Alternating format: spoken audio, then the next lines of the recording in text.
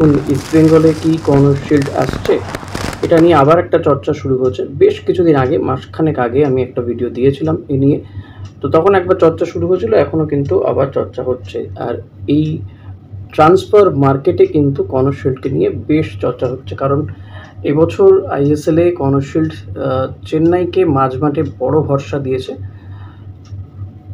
Corner shield এমন একজন footballer যিনি সেন্টার মিডফিল্ডে কিংবা ডিফেন্সিভ মিডফিল্ডে কখনো কখনো উইং দিয়েও খেলতে পারেন, আক্রমণ ভাগকে তিনি সাহায্য করেন। তো এমন একজন ফুটবলারের প্রয়োজনীয়তা রয়েছে অনেক টিমেই, এমন একজন ভালো মিডফিল্ডারের প্রয়োজনীয়তা রয়েছে অনেক টিমেই। তো চেন্নাইও তাকে রেখে দিতে বদ্ধপরিকর, তারা চাইছে কর্নার শিল্ডকে রেখে দিতে। এখন কর্নার শিল্ড তিনি চাইছেন যে আরেকটু বাজারটা খতিয়ে দেখতে। সুপার কাপের আগে তিনি এ ব্যাপারে কোনো কথা দিতে পারছেন না চেন্নাইকে, সেটা তিনি জানিয়েছেন। যা ডিসাইড করার বা যা ডিসিশন নেওয়ার সেটা তিনি আফটার সুপার কাপ নেবেন। আর সুপার কাপের জন্যই কিন্তু এখনও বলবো যে ট্রান্সফার মার্কেটে কিন্তু অনেক কথাবার্তা চলছে, যেগুলো হয়তো আফটার সুপার কাপ সেগুলো কিছু কিছু ক্ষেত্রে কনফার্ম হয়ে যাবে।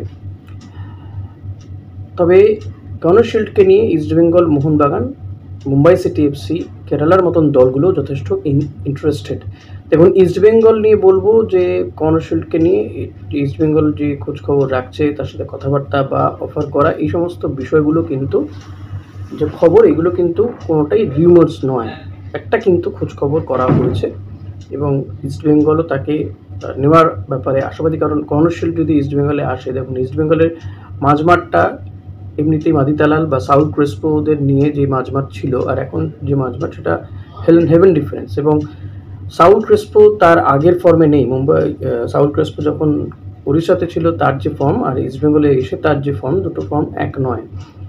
তো মাদিতালাল তিনিও কবে যোগ দেবেন সেটাও কিছু কিছু কথা শোনা যাচ্ছে, বাট সেটাও কিন্তু কনফার্ম নয় যে অগস্টেই হয়তো তিনি যোগ দিতে পারেন। কিন্তু এলেই তিনি কি অবস্থায় থাকবেন সেটা একটা বড় বিষয়। তিনি কি খেলার মতন পজিশনে থাকবেন কিনা সুপার কাপ আইএসএলে, তিনি খেলার মতন পজিশনে থাকবেন কিনা নেক্সট সিজনে, এই সমস্ত বিষয়গুলো দেখেই কিন্তু ইস্টবেঙ্গল কর্নার শিল্ডের মতন এমন একজন মিডফিল্ডারকে চাইছেন।